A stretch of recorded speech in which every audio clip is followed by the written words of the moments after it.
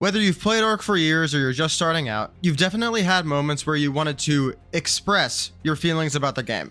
From obnoxious mechanics to infuriating bugs, Ark is packed with things that make you want to smash in your monitor, and in this video, I'm breaking down the worst of the worst and showing you how to avoid them. By the end, you'll know how to dodge a ton of future headaches in both the PvE and PvP side of the game. It's annoying when YouTubers drag out intros, so let's get straight into it.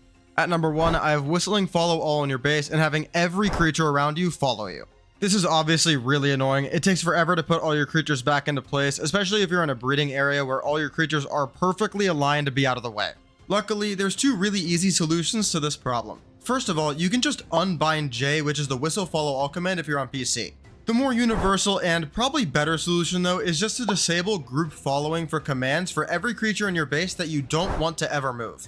You can copy behavioral settings from your creatures onto other nearby creatures, so it's not like this is going to take forever. You're definitely not going to have to go through one creature at a time, and I'd highly recommend doing this. Up next, I have failing a boss fight because of pretty uncontrollable factors, which include crashing inside of or when you're loading into the boss or dying off the back of your creature. For crashing while you're loading in, lowering graphics settings isn't going to help because the crashes are engine related and not graphics related. Before you start a boss, make sure you have the interface transition animation setting disabled. I highly recommend disabling this setting in general. It mitigates a lot of crashes when you're loading into a map, boss arena, cave, or just transferring servers. If you crash even semi-consistently during a playthrough, you should also verify integrity of your game files in Steam before you try to load into a boss arena. For dying off your mount, just stay back on a Uranus or a Daedon and make sure your army has a higher drag weight than the creature you're on. This is because bosses target the highest drag weight creature that's in the arena, so you can ensure it ignores you and focuses on those creatures instead. Number 3 is updates requiring you to go through all 100 plus gigabytes of your data. Updates like this occur way more often than they should, and sometimes you just get unlucky here because an update drops right when you want to play. But turning on automatic updates really mitigates how annoying this can be because the update can go on when you're not there. If you always just manually update the game, you're going to have a lot of experiences where you only have an hour or two to play and it's completely lost because of a huge update. Up next is you meshing into the ground with your full kit and your best creatures cryoed. The most common example of this is getting anti-meshed at the end of the Ragnarok Ice Cave, and there's only one solution that's foolproof for getting your anti-meshed or stuck in the mesh items back. The solution is having a Fjordhawk on you, which can retrieve your death bag after you're killed. One thing to remember with the Fjordhawk is that if it saves your items once, it has a 1 hour cooldown where it can't save your items for a second time. This is especially important yet again for the Ragnarok Ice Cave where you literally always get anti-mesh at the end, so make sure to be careful there. Number 5 is spawning in a PvP server and dying immediately. Whether it's someone running around on a mana or another strong creature that's camping you and instantly killing you, there's basically nothing you can do about this if you're a fresh spawn. Either switching servers or simply spawning in a less popular spawn area is a good rule of thumb though. If you're transferring to a server and you're already kitted, just have a strong crowd creature ready to go in your hotbar and spawn in an unorthodox area so you can avoid instantly dying when you spawn in. You can't die to turrets on spawn because turret placements are blocked in spawn areas, so if you're ready with the creature, you will just be safe. If you're enjoying the video so far, I'd really appreciate it if you could like and sub. Also, join my Discord by clicking the first link in the description if you want to meet other Ark players, get content updates, or simply get access to giveaways. Thanks! At number 6, I have servers being owned. What a server being owned means is basically foundations being spammed everywhere, everything being blocked off including drops, caves, anything that lets you play on the map, and one tribe controlling it all. The biggest issue with the server being owned is they make it incredibly difficult to transfer off the server. If you're a fresh character, you're in luck. Make a new character and try again on some other server. If you see spam all over the place, they most likely have all the drops in the obelisks blocked off, which makes getting off the map a nightmare if not totally impossible. If you're geared up, just bring some C4 over to the servers that you're going to scout or whatever you're trying to do. Just having some C4 prepared allows you to blow up spam and get off a map if you're stuck. The only other real alternative is just having your friends come over and save you. I had one time where I got stuck on an aberration map for about 4 hours and had my friends come to save me. It's just a really annoying experience. Speaking of transferring off a server, at number 7 I have getting jumped when you're at an obelisk uploading. There is very few feelings worse in gaming than when you're uploading all of your most prized possessions that you've worked the hardest for and then somebody jumps you with a capro, a mana, jumps out of a bush and attacks you and gets all of those items. The best way to avoid this happening to you is using drops for all of your transferring. Going to an obelisk to transfer is really risky, especially on certain maps like Ragnarok. Simply using drops or public transmitters to transfer to servers if you're on PvP is so much safer and more consistent. It's almost impossible to actually confirm that an obelisk is safe with 100% accuracy. Things like capros jumping you from underwater where you can't see them, mana garmers that are nearby but are close enough to dive you and kill you immediately, and much more can be really hard to avoid or plan for.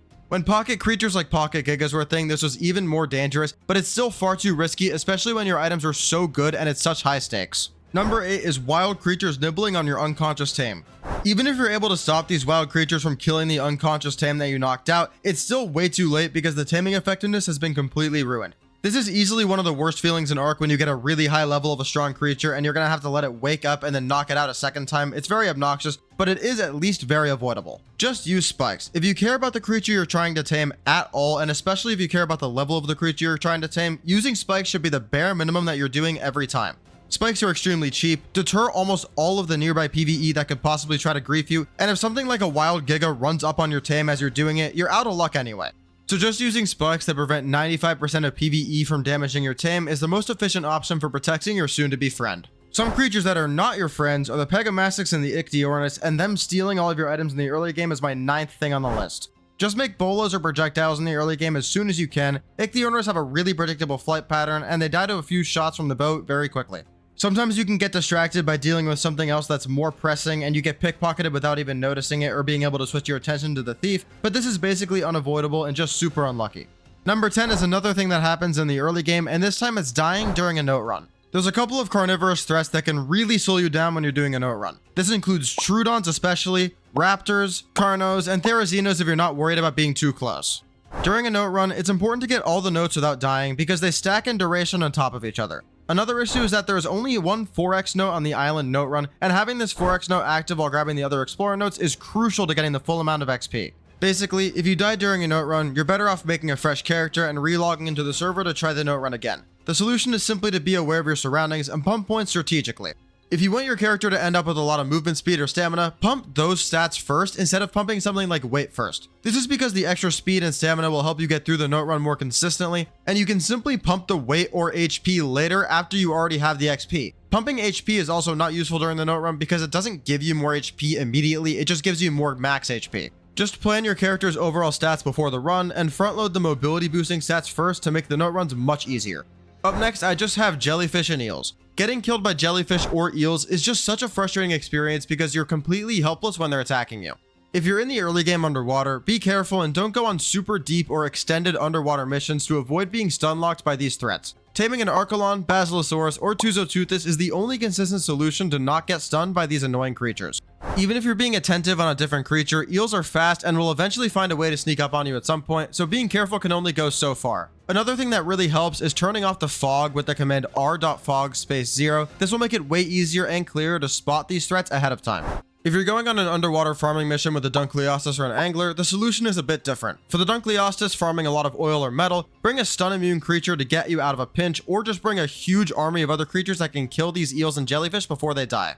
The angler is fast enough to avoid all of these threats underwater as long as you keep swimming. The angler only needs one swing to farm silica pearls per spot, so you can move pretty quickly around and you're not going to have to worry about the eels or the jellyfish because you're simply faster. Number 12 is an all-encompassing cheating in PvP. This includes hackers, meshers, and pocket devs.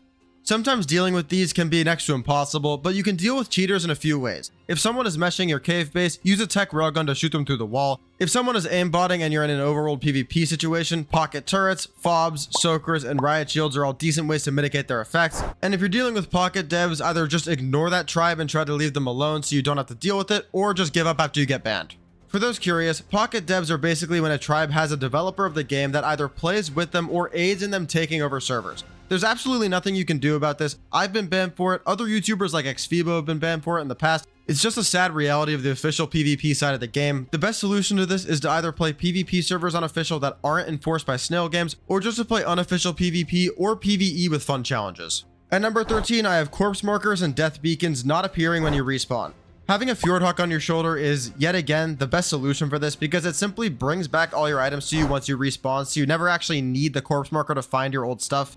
Another less consistent solution is simply having a sleeping bag on you at all times, so if you're about to die, you can just place it down near you and respawn. An even simpler and less consistent solution than that is to be aware of where you are on the map at all times, so you can simply track back to where you died even if the marker and death beacon aren't visible. Up next is scorched earth sandstorms occurring when you're far from your base. The problem with the sandstorm specifically is that it slows you down and drains your stamina, so it basically locks you in place wherever you are on the map, which is so annoying. Using a jerboa is the only solution to this. If you have a jerboa, it will alert you about specific weather conditions that are about to happen, and on screen now you can see every action the jerboa does to alert about a weather event and what they mean. The only one you need to pay attention to is the loud crying. The other 3 events aren't that bad because they don't physically slow you down, just be ready for the high heats. If the jerboa warns you about a sandstorm that's coming up, just work around the base until it passes. It's not worth the hassle trying to travel long distances during that event. And if you're out of the base and just have the jerboa on your shoulder when you get the sandstorm warning, either get to a condensed area where you can farm a lot of compact resources or go back to base. Up next, I have dying to a Uteranus or a Prolovia in the tech cave. The way these 2 creatures screw you is very different, but they're both extremely annoying. The Prolovia can dismount you, which can get you killed because it makes you very susceptible to nearby strong creatures, and the Uteranus can fear roar your creatures into the lava. There's 3 approaches with dealing with this problem: the awesome way, the lame way, and the safe way. The awesome way is by using a Maywing, Archaeopteryx, or simply a parachute and grapple to get down the tech cave, avoiding all creatures. This approach depends on you having a tech chestplate in the boss arena to fly up top and shotgun down the boss, but it avoids all the dangerous threats in the tech cave as well as in the boss fight as long as you have armor that resists the intense weather conditions. The lame way is glitching a Karka into the cave and meat running the entire thing, but you can't bring the Karka into the Overseer portion, so you still need an army of creatures behind you or a tech chestplate to finish off the boss. Both of these methods are incredibly reliable because the Karka doesn't get scared by the Uteranus, so it can just run ahead and kill them before they roar your army, and the Prolovia simply can't reach you when you're on the back of a Karka, and if you're gliding around, the Uteranus obviously isn't going to fear roar you into the lava, and the Prolovias can't reach you. The safe strategy is just bringing a huge army of creatures that are unaffected by the UD roars, or bringing a long neck rifle or fabricated sniper to snipe the Uteranus before you reach them. Something like Rexes would be a really good choice here. If you have something like Theres, you need to snipe everything ahead of time so they don't get fear roared off and cost you the entire run. You also need to be cautious of Prolovias if you're using this approach because they can dismount you off these creatures, and it's just a really dangerous situation if that happens. Number 16 is more generally dying to any dismounting creature like a Prolovia, Thylacoleo, Microraptor, or Capra. Regardless of the biome you're in, Ark has at least 1 creature that can knock you off your mount and ruin your day. The best way to counter these land-based dismounters is flying high above these biomes. The Redwood specifically has really tall trees, and the Thylus can be perched super high up, so it's important to fly above the trees in that biome, and something like the swamp, snow, or grasslands requires you to fly a decent amount above the floor, but it's not as demanding. 2 items that I think are really helpful with dealing with these creatures is a spyglass to scout out the area for Thylus and Capros, and a sword so you can kill the things if they jump you. At number 17, I have getting offline raided. Official PvP is very time consuming, and there's nothing more annoying in Ark than getting wiped or griefed while you're offline. The PvP scene can be really ruthless, so the best way to avoid getting offline is hiding your base in a discreet location and keeping the base as small as possible. If you're in a bigger tribe with a bigger base, I highly recommend having a player stream their screen while they're AFK on the server. This stream should show tribe logs so that if players aren't online, they can still check the logs without having to log into the game by looking at Discord. There is also Discord bots to track server activity while you're not online, but using a player who screen shares logs is easier because these Discord bots could just be down for a day, and that's all it takes to get wiped. Choosing servers with ORP is also a really good idea to consider if you're more of a casual PvP player. Up next, I have getting absolutely nothing good from drops for hours on end. Drops in Ark suck a lot of the time. Whether it's you getting really bad items or just horrible qualities on items, it's just really common to get bad luck here. The best thing you can do to save time is specifically run drop paths that give you a high quantity of drops in a short time. Don't react to an unlucky stretch of drops by going to a less efficient farming area, taming a Lioplurodon, or giving up. Farming drops is highly important. Good blueprints are the most important thing that a tribe in PvP can have and are extremely useful in PvE as well. This is because having a backup in case you die and lose your gear is a really great cushion to have. Sometimes you're just having a bad luck day. Go back tomorrow and farm more drops. It's always going to be worth it in the end. At number 19, I have server rollbacks at horrendous times. If a server rollback happens to you in an unofficial cluster, non-dedicated server, or some other non-official server, there's a good chance that messaging the administrator of the server can get you your progress back. If you're on an official server, reaching out to the admins isn't really going to get you any progress or results. These game modes don't have great support, so you're better off just farming back whatever you had if that's possible to do. Up next, I have fat fingering a dismount off your flyer. This is definitely annoying, but luckily it's very avoidable. The advice of just don't press E when you're flying is pretty bad because obviously it's an accident if you're dismounting your flyer midair, so the best solution is just to be really prepared with either great stats or good items. By far the easiest solution is just having 450 plus HP on your character. The reason for this specific health value is that fall damage caps at 420 in Ark, so if you have more than that amount, fall damage simply cannot kill you. The reason I suggest 450 as opposed to something like 430 is that at 450, you won't even have broken bones when you land, so you can simply run away, and as your flyer follows you because you whistled when you were falling, you'll be safe. The most important thing to do, regardless of if you have items or if you have good HP, is to whistle the flyer to follow you, because if it isn't following you and you fall too far, you're simply not going to be able to reach the thing with a whistle command and it's going to be stuck up there. If you're trying to solve this problem with items, bring a parachute and grapples. When you fall off the creature, immediately parachute and then grapple back onto the creature, pull yourself back to it, and then get back on the back of the creature and act like nothing ever happened. The items method is definitely better because if the area on the ground where you land is super dangerous, having HP left isn't going to really matter. The parachute and grapples are cheap, weigh very little, and they'll save your life when you spontaneously decide to go skydiving on top of many other useful applications, so they're just worth bringing all the time. Up next, I have running out of tranks when knocking something out. Running out of tranks is extremely annoying and a huge waste of resources that's completely avoidable. The best counter to this is to plan the tame beforehand. Using external sources like dodo decks to make sure you have enough arrows or tranks, as well as using a trap, are just really important to do. Trapping the creature is a good way to make sure all your shots connect, and it'll make landing shots on your target's head much easier, which is more efficient ammo-wise. Up next, I have dying when you have zero backup gear. You know the pain. You just lost your best armor, best weapons, and a ton of ammo, and your creature is out in the dangerous world of Ark all alone. You're standing in your bed rethinking life decisions, but luckily for you, the solution to this problem is incredibly simple. Always keep a backup set of gear in a storage box. This includes some flak, a ranged and melee weapon, and a spare flyer which is already saddled. This loot doesn't have to be fancy, just something to help you go get back your body is just so important to have. If you're going underwater exploring or cave diving, make sure you have backup creatures and gear to prepare you for those environments as well. Number 23 is very similar, and it's dying in a super dangerous or distant area. This is somewhat similar to the previous point, but there's some key differences. If you have backup gear, dying far away is still super inconvenient and can easily lead to a lost set of gear. The bag you drop only lasts for 30 minutes, so if you die once or twice on your way back to retrieve your gear, it's going to despawn due to high travel times. Always bring a sleeping bag or two and place one before you die if you know that you're in danger. This is the best and most consistent way to solve this problem, and placing sleeping bags as you travel around the map is just a really good habit to have regardless. At number 24, I have falling into the deeper zones of aberration. This is very annoying because it's basically impossible to retrieve the stuff that you lost if you fell down into a deeper zone accidentally. This isn't insanely hard to avoid, just pay attention and don't sprint off the cliff. I think the main times this occurs is when you have something like a Cosmo or a Gigantopithecus that can fling you, or a high jumping creature like a Ravager or a Karkinos. Just be conscientious when you're around a drop-off area. Dropping from the green zone to the blue zone is salvageable sometimes, but if you dive bomb into the red zone accidentally, have fun never seeing that loot or creature again. Sticking with the aberration theme, up next is finding an Alpha Reaper and an Alpha Basilisk for the Rockwell summon tributes.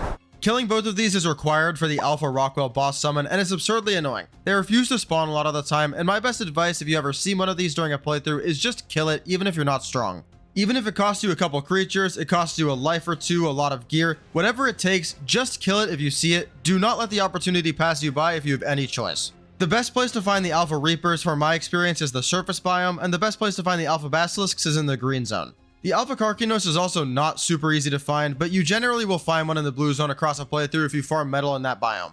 Up next, I have dinos appearing out of nowhere right when you dismount. If you get jumped right after dismounting, it was probably avoidable, but it's still definitely annoying. The main causes for this happening are hidden nearby threats, so GameSense is really the only consistent solution to this problem. Hidden threats can include something as simple as a capper that's hidden underwater, to a player on a mana that's nearby just waiting for you to dismount so they can dive you. With the more Ark you play, the more you'll learn about the game, and the less you'll die from being caught off guard by things like this. I think the best rule of thumb I have is that if you're playing PvP specifically, turn on an INI file if you're on PC. This will give you so much customization and so much more visibility when you're playing. In PvE, generally speaking, it's pretty rare to get jumped, so just be careful. INI definitely makes the game look worse, but it's just so needed. Every other player uses it, so you probably should too. At number 27, I have piranhas in the early game. Every single early game player needs to cross a river at some point, and there's a few ways you can go about this without getting mauled by piranhas. Piranhas are fast, camp all the rivers in the early game especially, and they just come out of nowhere sometimes, so they're pretty annoying unless you have a plan. The most consistent ways for dealing with them are looking around for the most narrow part of the river, only crossing the river once you're slightly armored up, jumping into the river so you spend less time in the water, or simply just waiting for a tame. The reason jumping is so good is because piranhas do not aggro you until you're actually physically in the water, so that's pretty much always a good idea unless you have the tame, but just trying to jump across a wide river with no armor is probably not going to work. The way I tend to deal with piranhas is by bobbing up and down as I swim. It makes the piranhas barely be able to hit you, and once you get the timing down, it's almost impossible to die to piranhas unless you run out of stamina. Up next, I have waiting for a creature you're knocking out to get out of the water or get away from being on top of the water. Creatures flying over the water or running around the water while you're trying to trank them out is super obnoxious. For ground creatures, this is avoidable by just trapping, netting, or bullying them. If it's a flyer, just be aware of what is below the creature as you're knocking it out. This applies mainly to Quetzal knockouts because they fly so high in the air and their favorite thing in the world is to fly over the water. In Evolved, just using a net is simple and the best option for knocking out a Quetzal, but in Ascended, where nets aren't released yet, you have to be patient with Quetzal specifically and trap everything else in the game. Okay, let's say hypothetically you did not knock out the creature out of the water and it did get knocked out in the water. Now we are at number 29, which is knocking out a creature in the water or an extremely dangerous area. There's only one way to save your unconscious friend if he's drowning: the Equus. Having an Equus with a lasso ready before you knock out a creature near water is super helpful. The Equus and lasso combo is important because you can drag knocked out creatures out of the water before they die. This barely affects taming effectiveness at all, and it's super helpful in preventing strong creatures from drowning. The lasso is also really good for dangerous area relocation. For example, in the Wasteland on Extinction where the creatures can destroy all of your spikes, dragging a creature into the sanctuary or other biomes is generally a good idea. Up next is the game being super dark, and this is annoying for pretty self-explanatory reasons. Gamma commands are the best way to fix this, but if your server has gamma commands disabled, there's a couple of other options. You can run around with a torch, place torches on your creature's saddle so there's some light illuminating from your creature at all times, or wear night vision goggles if you're willing to spend the resources. At number 31, I have getting leeched and being given swamp fever. Getting swamp fever used to be way more common back when Ark first released, but it also used to be much easier to deal with. The old solution to swamp fever was simply transferring to scorched earth, but since that option has been removed, you're basically stuck with farming up lesser antidote required for curing it. The most annoying part about swamp fever is that it used to actually be pretty good because you can pump a lot of movement speed and then get an extra 20% movement speed on top of your already high speed from the swamp fever, but nowadays it's just not good because you can't pump movement speed at all, so getting an extra 20% to go to 120% is just not worth it. Getting swamp fever takes away 20% from health, weight, stamina, and melee damage, so there's really no upside to having it anymore, which makes it way more annoying. Not to mention farming the lesser antidote is super boring and a big time waste. At number 32, I have the lead sickness destroying your raft, especially alpha lead sickness. This is super detrimental depending on how much stuff is on your raft, and it's ridiculously annoying whenever it happens. It can get a lot of your creatures killed because it dumps them off in the middle of the ocean, and your stuff is going to be at the bottom of the ocean, so you might as well write that off as well. Luckily, the solution for this is pretty simple. The most obvious solution is to stay near the land where the water simply isn't deep enough for the lead to get to you, but if you need to go out deeper into the water for some reason, you should use K mode to look around the water under you as you're moving. If you have fog disabled with the r.fog_0 command in the console, you can see very far around where your raft is and make sure the lead doesn't get to you. If you see a lead approaching your raft, just get back to the shore as fast as you possibly can. Make sure it doesn't get to you, because if it does, you're going to be in for a really rough time. A motorboat isn't necessarily a solution for this issue, but it doesn't hurt. It's faster, has much better durability, but it can still be broken, especially by an alpha lead. Up next is misclicking what stat you want to upgrade and upgrading something useless like oxygen, food, or water. This can be a little bit annoying just because you simply can't fix this immediately. You're going to have to wait until you get a mind wipe tonic, but it's just not a big deal, and my advice is to suck it up. One stat point isn't going to be a make or break in your playthrough, and you'll eventually use mind wipes to make massive blueprint crafting sessions with crafting skill anyway, so I wouldn't even bother using a mind wipe specifically to fix one stat point. There's a cooldown after you use a mind wipe tonic, so it's just not really worth the extra hassle for 10 more weight. Up next is accidentally giving your creature cryo sickness, and this varies widely on how annoying it is, but it's generally pretty annoying. Having to wait multiple minutes for your creature to be usable just because you threw it out a little bit too quickly is just something that's super obnoxious, especially if you need the creature quickly. If you make this mistake and throw out your creature in a dangerous area in either PvP or PvE, generally speaking, the creature's just gonna die. It's gonna be very difficult to defend it because it takes extra damage and it's out in a really dangerous spot. The best way to avoid this is to always look at your HUD before you throw a cryopod. I've developed this habit after making the mistake multiple times, and it's just a habit that gets scarred into you after a couple of mistakes. One other tip I have about cryopods is to not always worry about the cryo sickness timer. If you're trying to throw out a large amount of creatures at once just to set something up like a breeding area, throw out all the creatures at once and don't wait for the cryo sickness timer for every 5 minutes. It's much faster to do it this way. Waiting out a 5-minute cooldown per creature is just way slower than waiting for the torpor to drop on all of them at the same time. It's also good to do this because the cryo sickness timer doesn't stack, so it'll only be at 5 minutes once you're done deploying all of your creatures anyway. Up next is extreme weather conditions, especially the cold. The most annoying thing about weather conditions is a heavy fluctuation during the same trip. Traveling through, for example, the tech cave where there's a super hot beginning area followed by a freezing cold section leads you to getting screwed in at least one way. Bringing around flak and having high fortitude is generally good enough for most situations, but if you're going somewhere insanely cold, you should bring a few pieces of fur. Flak also helps with the cold, so you rarely need a full set of fur to stay warm, especially if it's a higher quality than basic primitive armor for the fur or the flak. An otter can also help you stay insulated if you need an extra boost in the cold, so there's many ways to deal with that weather condition. For extremely high heat, you simply need a set of ghillie because it works much better than flak for this. Flak doesn't have any heat resistance at all, so ghillie is really your best bet. At number 36, I have getting caged. This is the most annoying thing in Ark. Getting caged and being able to do absolutely nothing to help your tribe in a raid or defense after hundreds to thousands of hours of grinding, all to be left completely useless, it's just a horrible feeling. There's a lot of ways that you can reduce your chance of getting caged. I'm not going to go through all of it, but being extremely alert all the time and being very conscientious of your positioning when you're fighting is super important. Positional mistakes in a fight are most commonly what I see leading to people getting caged, overextending, getting too close to the enemy without a way to die very quickly, not having something like organic polymer to immediately kill yourself if you need to when you're about to get knocked out. There's so many mistakes like that where you're just not aware of what's going on that get you caged. It's also super helpful to have allied players nearby so that they can either kill you or grapple you back to them to get you away from getting into a cage when you get knocked out. All of these things are just really good precautions to take because getting caged is GG. Gas masks are an okay option, but the durability is just so bad that I'd rather run around with organic polymer. If you do end up stuck in a cage, the best thing you can try to do is to burn stamina so that you die of starvation or dehydration faster. Recharging stamina in Ark is what expends the most food and water, and the best way to burn stamina while you're handcuffed and caged to a chair is to make noise in your in-game mic, because making noise in your in-game mic burns stamina without requiring you to move. Up next is starting out on Genesis 1. The bog is classified as the easiest biome on this map. This classification is a lie. Take my word for it, don't even bother starting in the bog. Capros, unlimited insect swarms, spinos, raptors, sarcos, and even more make this biome very far off easy. While any of these threats in and of themselves wouldn't be that bad, all of them spawning together in a biome make this ridiculously bad as a starting choice. Just pick the ocean biome and suck it up with the limited resources. At the very least, the swim speed is boosted in this biome so you can get around the place somewhat quickly, and you won't instantly die for blinking wrong. At number 38, I have really strong carnivores spawning in the early game areas for no reason. Ever spawn in South Zone 1 and have a Spino and 3 Theries just casually hanging out on the beach next to you? Spoiler alert, it sucks. I recommend spawning at another easy area. You won't get insanely unlucky multiple times, and if you do, just go buy a lottery ticket. Surely it'll balance out. If you're dead set on an area or a threat shows up after you've already set something up, place down a bed, leave your stuff in a bin, and go bait that huge carnivore away before it becomes a bigger issue by spawn camping you. The second to last thing on this list is getting insided.